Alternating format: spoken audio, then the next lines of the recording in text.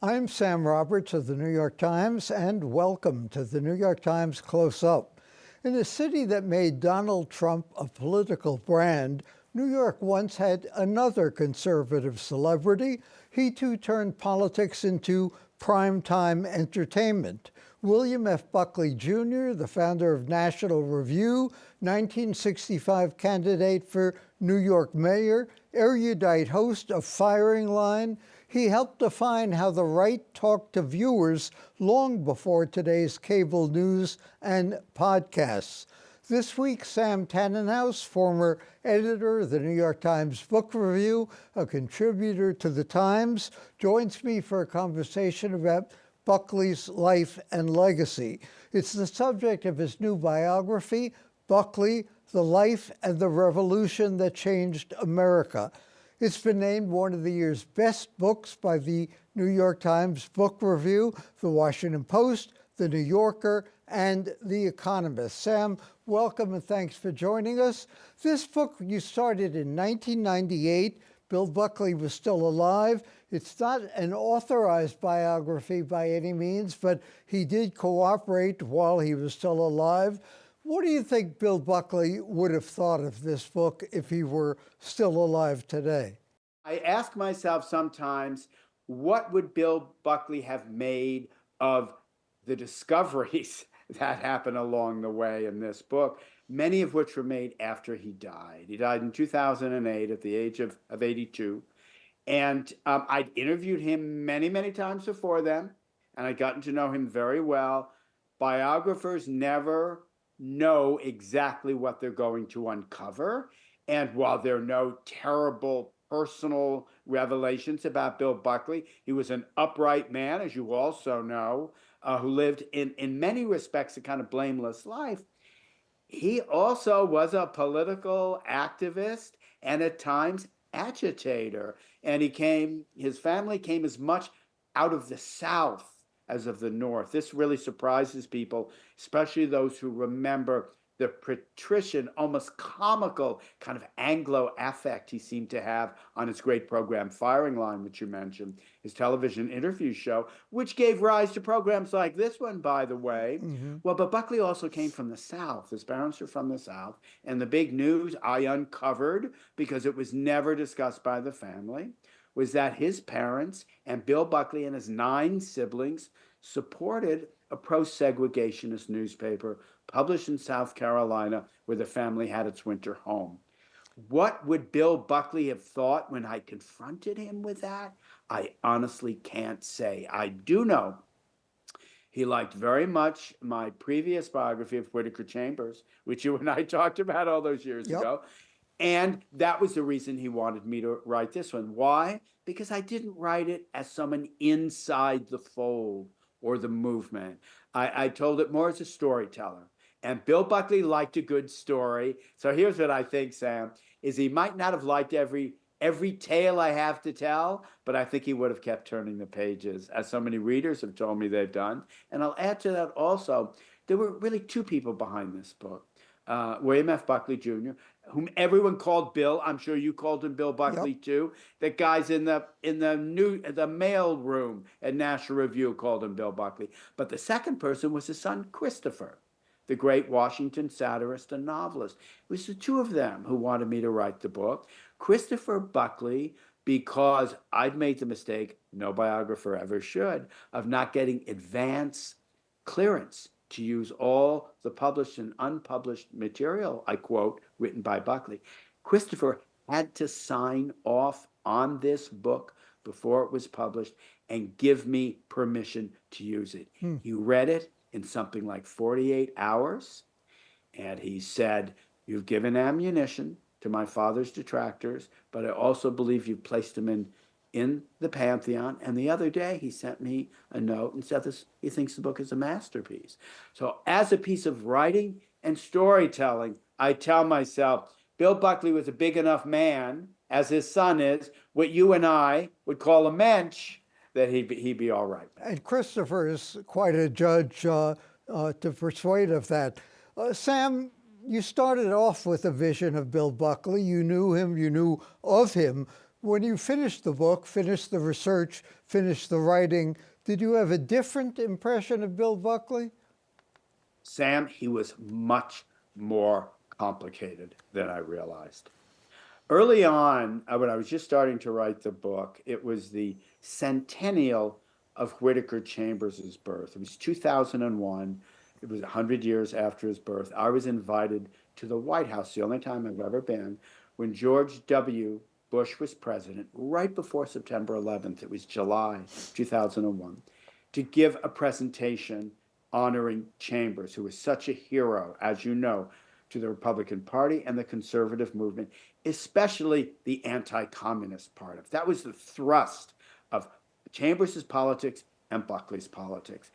And I don't want to mislead listeners and viewers. It was done in the executive office building. We were not doing this in the Oval Office. Mm. Afterward, I rode down the elevator with someone who'd been present at the event, Robert Bork. Mm-hmm. Remember him? Yes. The failed Supreme Court nominee, brilliant jurist. And he was always called Judge Bork. And he said to me, well, I liked your Chambers book. He said, what are you doing now? And I said, I'm writing about Bill Buckley. And Buckley had been also spoken at this event.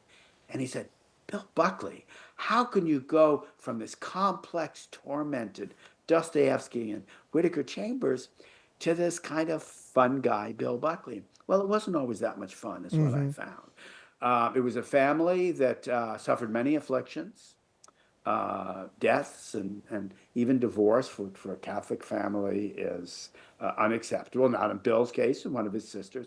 Also, there was alcoholism, there was some prescription drug use, there were mental health issues in this very large family. And Bill Buckley, who was the greatest figure in his family, kind of analogous to the Kennedys. That's how viewers should think of them. And you and I remember when the Buckleys and Kennedys were often paired. The great Catholic, wealthy Catholic, Irish Catholic, handsome family from the Northeast who were Republicans versus the Democrats. Although they really weren't from the Northeast, as you say. No, the Buckleys were ethnically Southern. His father was from South Texas. His mother was from New Orleans. And it irked Bill Buckley a little bit that he was always being compared to the Kennedys. The New Yorker said the book was well-written, intelligent, critical, and admiring. The book is a history of post-war American political life in the form of a biography. Did Bill Buckley bequeath us Donald Trump? There are two answers to that, Sam. One is that we didn't need Bill Buckley to get Donald Trump. Donald Trump is his own man. He makes his own appeal to his own voters. And has his own impact, as you say. And by the way, he was very aware of Bill Buckley, Donald Trump was.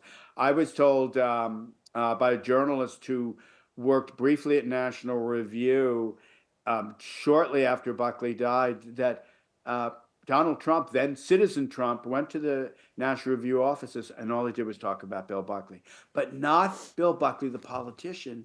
It was Buckley, the celebrity, the socialite, the entertainer, the man about town. So that aspirational side of Buckley appealed to Trump.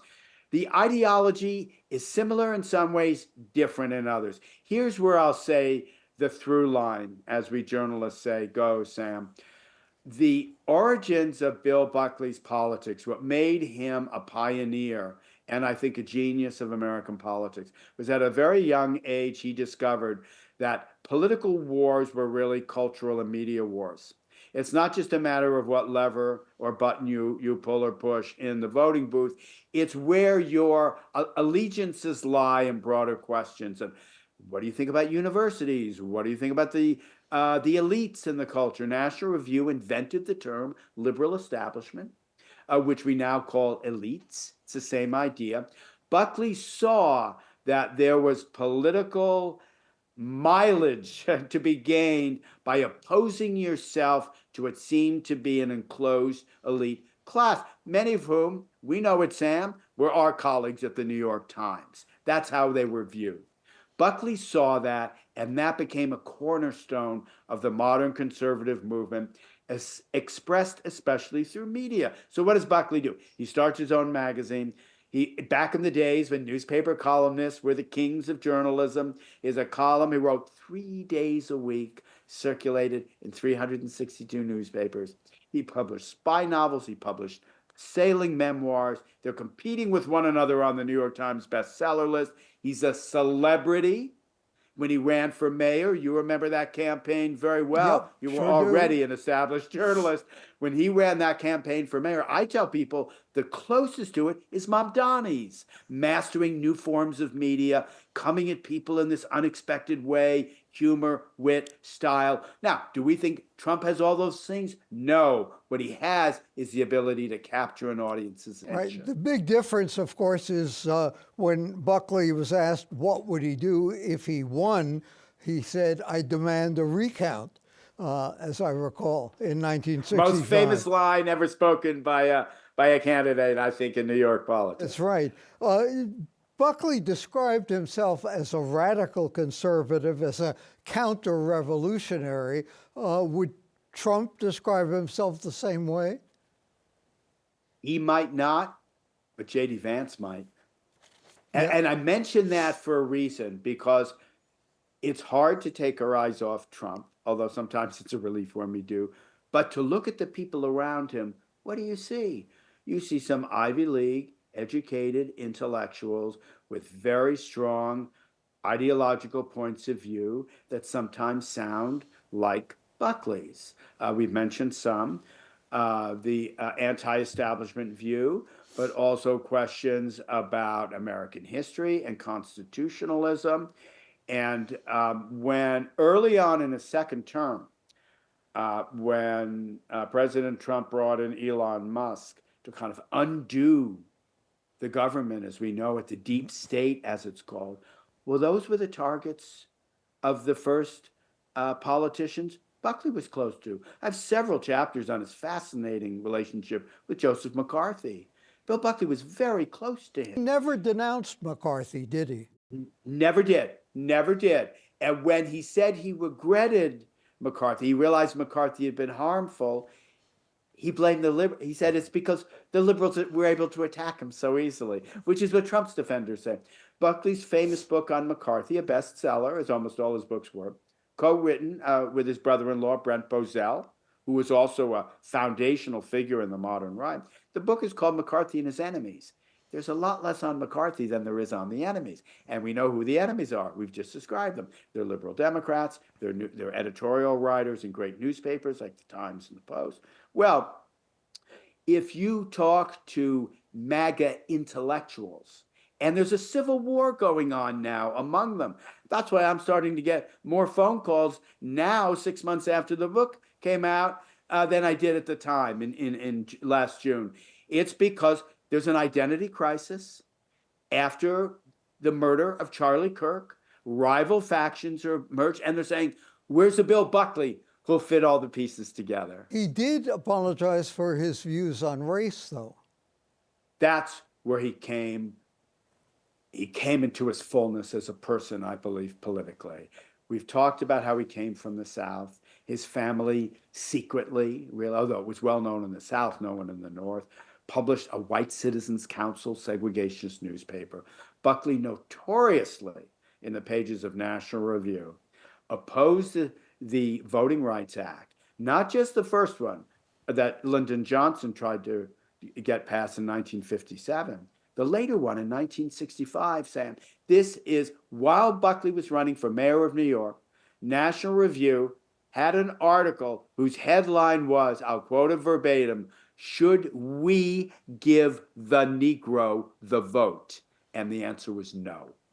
After Buckley had debated James Baldwin, who'd absolutely obliterated him at Cambridge University, he was still saying that. But then, and this is one of the great stories I got to tell in the book, in 1969, Whitney Young of the National Urban League invited Buckley and a dozen other journalists to travel across the country and to visit what was then called the ghetto, the inner city.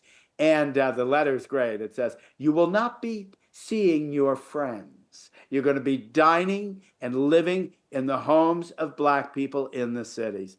Buckley went from one to the next, and it was a revelation to him. And he wrote a column that said, it was a very popular syndicated columnist then, and he said, you want to know who the new leadership class is? Don't look to Harvard, don't look to Yale. You might be interested in a young guy named Jesse Jackson, who was then in his 20s, in Chicago. Buckley had him on his program. Then what's happening? Buckley has Bobby Seale and Eldridge Cleaver, the leaders of the Black Panther Party, are on his program, firing line. He had a wonderful exchange with Muhammad Ali. You can see it on YouTube, where the two of them debate the true meaning of the Nation of Islam, with Muhammad Ali defending Elijah Muhammad and Buckley defending the late Malcolm X. And it's fascinating. And then you see how Buckley got bigger and bigger. He grew larger. And at the end of his life, he said, my regret is that we didn't get on board with civil rights and the Voting Rights Act, that we thought the white South would evolve out of it. He said, we were wrong. Federal intervention was necessary. How did he lose that debate so badly with James Baldwin? Great debater, Bill Buckley. He took an ad hominem approach. And first of all, he misread the moment and he misread the room. It was happening in February of 1965. There are civil rights protesters in Alabama being brutalized by white law enforcement at the same time that Buckley's having this debate in Cambridge, and he didn't understand the British themselves were rethinking their own history of colonialism in Africa. And slavery, yes. And slavery, exact. And all of this is an issue for them. He thought he could go to Cambridge University and appeal to a conservative audience. He also underestimated James Baldwin. Now, let's be fair to Buckley. He knew Baldwin was a brilliant writer, and he admired him as a writer. In fact, he had praised his novel, Another Country, a famous novel. It deals with race and sexuality, and Buckley was a sophisticated man, and people have to understand this. And his protege, Buckley's great protege, Gary Wills, had written a brilliant analysis of James Baldwin. Well, and Buckley drew on that in his debate. But Baldwin spoke first. It's a very formal debate where you make formal presentations. Again, you see it on YouTube. And Baldwin makes a brilliantly eloquent statement about what we today would call institutional or structural racism. That James Baldwin, as a black man in 1965, carries the burden of many generations of Black Americans who were enslaved and who provided the engine for the capitalist economy in America. And he spells it out in quite precise detail. Buckley, the Southerner, was not prepared for that, nor was he prepared for Baldwin, the great teenage prodigy, as a preacher, a Pentecostal preacher in Harlem. So he delivers this remarkable sermon, as one of his biographers calls it. And the room erupts to 1,000 people at Cambridge, the most highly attended debate they'd ever had. They had television cameras in adjacent rooms because they couldn't fit everyone in. And Buckley goes before the crowd and he says, well, James Baldwin's spoken very well, and he makes comments like this in his book, only he doesn't use the English accent he does here. It accuses him of being a kind of minstrel. And all these hisses and boos, you can hear them on YouTube, go up in the room. Buckley's shocked. He doesn't realize what happened. He never recovered from it. And later, in one of his best books, a memoir called Cruising Speed, he kind of fesses up to how he'd been just humiliated by Baldwin. And I think it had a big effect on Buckley. And how did he misjudge his debate with Gore-Vidal in 1968? Yeah, it's interesting you say that, right? Bill Buckley, the greatest debater of his age. Yeah. His two most famous debates he lost. So in 1968, it's a dozen debates during the two conventions, Republicans in Miami, Democrats in Chicago. And from the beginning, Gore-Vidal, who was secretly convinced Bill Buckley was gay. Many people thought, because of the manner, the affect, the style. What do you that think? He was gay. No, there was absolutely no evidence. I interviewed his oldest and closest friend, who'd been his roommate in boarding school. And he said, not a chance. Now, we also know sexuality is a complicated thing. I've spoken to gay men who knew Bill who believe that somewhere in deep down he was gay. Well, the Kinsey report had come out before then, which indicated a lot of men have homosexual tendencies. I'm just using the language of the day. So Vidal was convinced Buckley was a closeted gay man, began pushing his buttons very early on. And then when the eruption came in Chicago, a dozen debates into this over the course of weeks, where they're going at each other night after night on television. He And and Gore Vidal's Vidal. Buckley and Vidal, very clever man, both of them, brilliant, quick. When the great journalist, New Yorker editor David Remnick saw the film based on Best of Enemies, which won an Oscar. It's a wonderful documentary about those debates. He sent me a note and he said, those voices, you can't tell one from the other. They have these patrician profiles and affect and manner and this kind of elegant English they speak, and then they get in the gutter. And it's Vidal who kind of drags Buckley there early on. Buckley can't get out. So finally, they're in Chicago. There's been this eruption. The police are actually attacking defenseless student protesters. They're hitting them with clubs and truncheons, and the city's on the brink of chaos.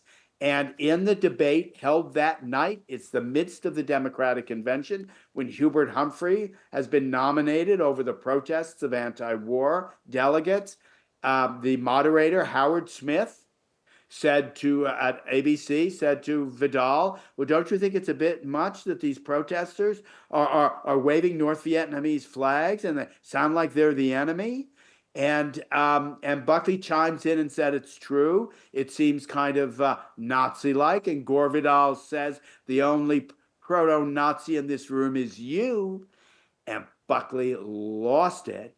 And he said, I think we can say this on television now, Sam. I don't know. Donald Trump has changed the rules, so I think we can.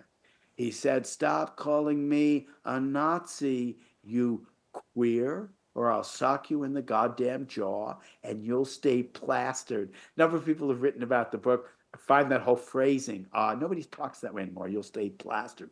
They bleeped it on television that night, Sam. And when that was shown across the country through the syndicate, the television stations used back then, the networks, Bill Buckley, famous for his vocabulary and his elegant speech, is doing the lowest kind of name calling. And he never really got over that incident. It troubled him much more than it did Vidal. Vidal was amused by it. I'll He bet thought he was. he'd gotten Buckley out and called him out. Sam, talking about name calling, in 2016, the National Review devoted an entire issue to making the case against Donald Trump. Said, among other things, he was philosophically unmoored, a political opportunist in favor of a free-floating populism with strongman overtones. We never heard Bill Buckley comment on the presidential candidate or the president, Donald Trump. What would he have said, do you think? Actually, he commented on him once in the year 2000. If anybody remembers the Reform Party that was started by Ross Perot, Donald Trump briefly contested Pat Buchanan for the nomination. It's the one nomination Trump lost. And Buckley, this is classic Bill Buckley, was asked to assess various outsider candidates in Cigar Aficionado magazine. Why Cigar Aficionado magazine? They paid a lot of money. And Buckley would do a lot of writing for hire. He made a lot of money and he spent a lot of money. So he did an assessment. He inherited a lot of money, at least his wife did. Yeah, his wife did. Yeah, there's a kind of confusion of it. The Buckleys themselves were not nearly so wealthy as people thought. But his wife inherited a fair amount of money. Most of the money Buckley made, he earned. He was a very good earner for a very early age, but he also spent it wildly on boats and travel. Well, so I wrote this story, this essay, on the two famous celebrity people who were getting involved in politics. One was the most important political figure of the time, who was, of course, the wrestling champ Jesse Ventura, who'd been elected governor of Minnesota. Then he moves on to Donald Trump. And he said, well, what do we know about Trump? He said he's a businessman who thinks he can fix our problems. Businessmen are not good at fixing problems. He said, also, he seems to be something of a narcissist. He's in love with himself. I thought, that's a viable assessment. I could quote that in my book. But here's the problem, Sam. You answered it by quoting that National Review assessment of Buckley in 2016, because you don't find that so much in National Review anymore. There are a few anti-Trump voices, but many of them are far more sympathetic to Trump than they were when they wrote those words.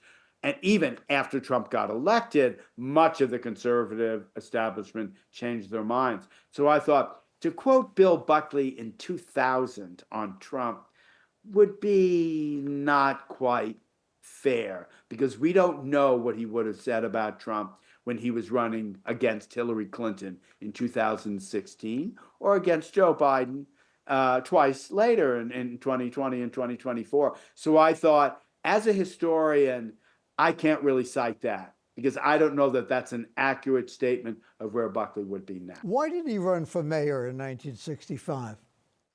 Because the Republican Party had reached its nadir after the humiliating defeat of Buckley's close friend and in some sense disciple, Senator Barry Goldwater of Arizona, 1964, lost one of the great landslides in American history. And it looked as if the Republican Party might revert to a more centrist kind of even liberal by today's standards party than Buckley wanted. And so in order to make the case for the conservative, the ideologically libertarian, tough on civil rights party that Buckley supported and wanted to advance, he thought he was best positioned to make that case himself in the most sophisticated of all political and media markets. Lindsay had the backing of the Liberal Party. What would Buckley have said if a democratic-socialist had been elected mayor, as one has now? Well, Buckley would have said, Mamdani's a socialist. He said, I'm guessing he would say, well, these are what Democrats have been wanting for a long time. As you well know, fast and free buses were something Mayor Bloomberg talked about. And one of Mamdani's role models, Mayor Wu in Boston's already doing. He would have said, I'm guessing he would say something like what Steve Bannon has said, which is, yeah, this is a left-wing Democrat and an enormously gifted politician. Buckley loved talent and responded to talent, particularly verbal talent. So the famous thing, and I should remind viewers, some will know this, but some famous writers like Gary Wills and John Leonard, my predecessor at the New York Times Book Review, predecessor with several in between, some you knew, and the great Joan Didion really got their start as critical voices in Buckley's National Review. And his publisher, William Rusher, said, it's a good thing the Communist Manifesto wasn't better written, or we might have lost Buckley. Sam Tanenhaus, the book is Buckley, The Life and Revolution That Changed America. That's it for this edition of Close Up. For the New York Times and CUNY TV, I'm Sam Roberts. And don't forget to download the CUNY TV app. You can catch our weekly program anytime, anywhere.